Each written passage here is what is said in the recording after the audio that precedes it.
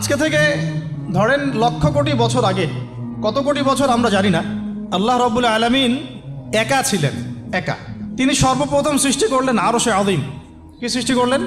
আরশ আল্লাহ রাব্বুল আলামিনের একটা এমন স্বতন্ত্র সম্মানিত একটা সৃষ্টি, যেটা সবচেয়ে বড় সৃষ্টি, এর চেয়ে বড় কোনো সৃষ্টি নাই।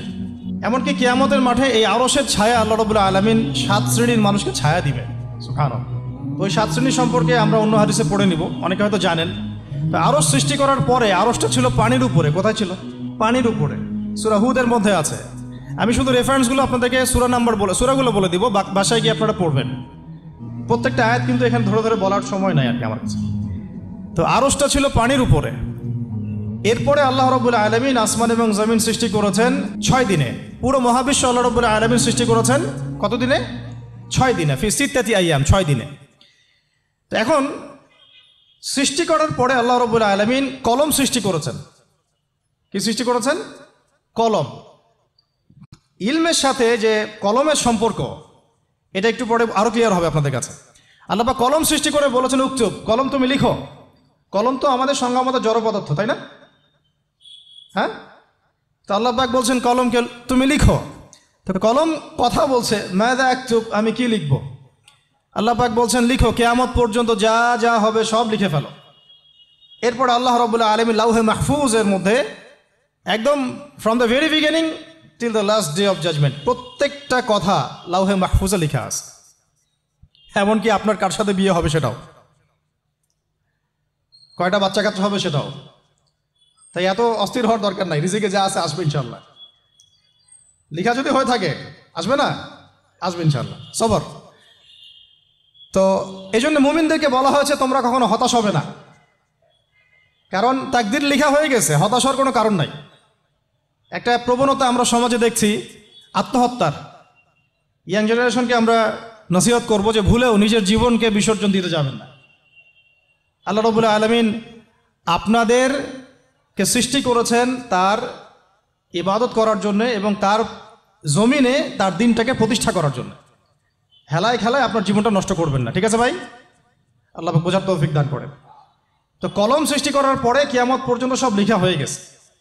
এখন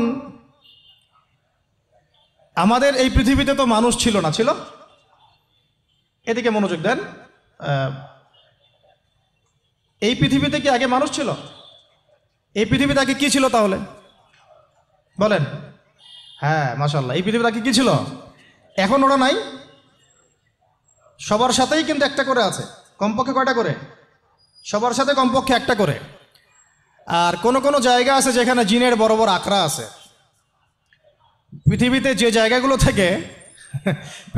জায়গাগুলো থেকে ইসলাম বিরোধী অপতৎপরতাগুলো চলে, ওখানে জিনের আখড়া বেশি। আর কথা বুঝতে পারছেন? তো জিন জাতিকে আল্লাহ পাক ধ্বংস করে দিয়েছেন তাদের পাপের কারণে, আল্লাহ দ্রোহিতার কারণে, অবাধ্যতার কারণে।